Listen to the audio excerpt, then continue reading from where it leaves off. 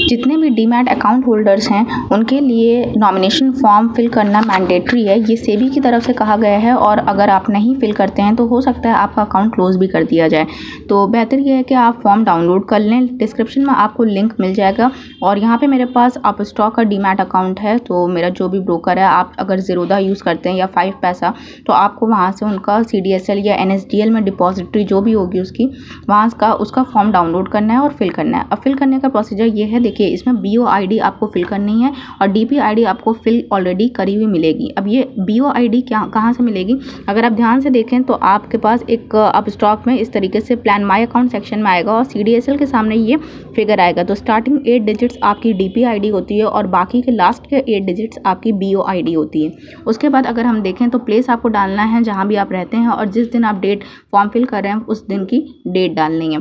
फिर IB customer name डालना है, यानी कि ये मेरा अकाउंट है तो हम अपना नाम खुद डालेंगे। उसके बाद सेकंड ऑप्शन डालेंगे आई नॉमिनेट द फॉलोइंग पर्सन, इस पर टिक कर देना है क्योंकि आप नॉमिनेशन फॉर्म फिल कर रहे हैं। उसके बाद फर्दर आपको नॉमिनेशन डिटेल्स डालनी है। नॉमिनी 1, अगर आप सिर्फ एक इंसान को नॉमिनी बना रहे हैं तो आप एक इंसान की डिटेल्स डालेंगे। डिटेल्स में आप उसका नाम पहला फर्स्ट नेम डालेंगे, last name, address, city, state, pin code, country, telephone number, pan number, UID number होता है, ये देखिए ये आधार नंबर होता है। और जिस भी इंसान को आप नॉमिनी बना रहे हैं उस इंसान की सारी डिटेल्स पड़ेंगी, यानी कि उसका नाम, वो कहाँ रहता है, उसका पिन कोड, कंट्री क्या है, उसका टेलीफोन नंबर, उसकी ईमेल ID, उसका आधार कार्ड, उसकी UID होती है तो वो डाला जाएगा और रिलेशनशिप क्या है। तो यहाँ पे मेरे जो रिलेशनशिप है फादर हैं, मैंने अपने फादर को नॉमिनी बना रखा है। तो इस तरीके से ये सेकेंड पेज फिल होगा। ओके, तो फर्स्ट पेज भी हम दिखा देते हैं। फर्स्ट पेज से देखते हैं कहाँ चला गया, ये है। ओके, फर्स्ट पेज आपको कुछ इस तरीके से देखने को मिल जाएगा अब स्टॉक का, ठीक है। तो अब स्टॉक का ये पेज है। यहाँ पे फिर से आपको डेट डालनी है, क्लाइंट ID डालनी है, अपना नेम डालना है, बाकी एज इट इज़ चीज़ें छोड़ देनी है, कुछ भी फिल नहीं करना है।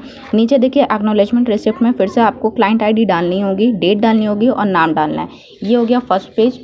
सेकंड पेज हमने डिस्कस कर लिया है। सेकंड पेज में आपके पास सिर्फ ये था, तो इस तरीके से सेकंड पेज आपको फिल कर देना है, बाकी चीज़ें छोड़ देनी है। अगर कोई गार्जियन है, इन केस आप नॉमिनी बना रहे हैं और माइनर का सिचुएशन है, मतलब मान लीजिए आपका कोई बेटा है या बेटी है जो अभी 18 ईयर्स ऑफ एज में नहीं हुआ है, तो उस केस में आप उसका कोई गार्जियन होगा उसे भी नॉमिनी बना सकते हैं और उस गार्जियन की डिटेल्स फिल करनी है।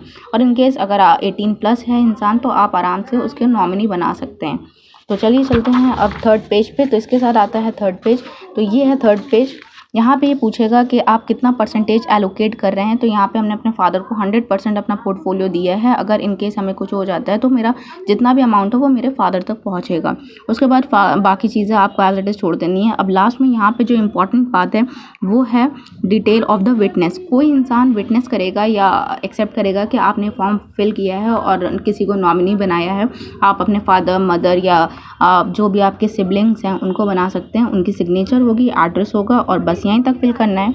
और ये फिल करके आपको RKSP के सिक्योरिटी उनका जो एड्रेस है उस पर सेंड कर देना है। एड्रेस आपको डिस्क्रिप्शन में मिल जाएगा, साथ ही आपको फॉर्म का जो लिंक है वो भी मिल जाएगा। अदरवाइज़ आप गूगल पे भी सर्च करेंगे तो आपको बहुत ही ईजिली CDSL का फॉर्म मिल जाएगा। अगर आपका जो भी ब्रोकर है, मान लीजिए आप ज़ीरोधा यूज़ कर रहे हैं या 5 पैसा आप यूज़ कर रहे हैं, तो उनका भी देख लीजिए डिपॉजिटरी किस में आपके अकाउंट शेयर्स होल्ड कर रहे हैं वो लोग, CDSL है या NSDL है। तो ये बात ध्यान रखिएगा और वही फॉर्म डाउनलोड करके फिल करके आप अपने ब्रोकर के ऑफिस में सेंड करेंगे।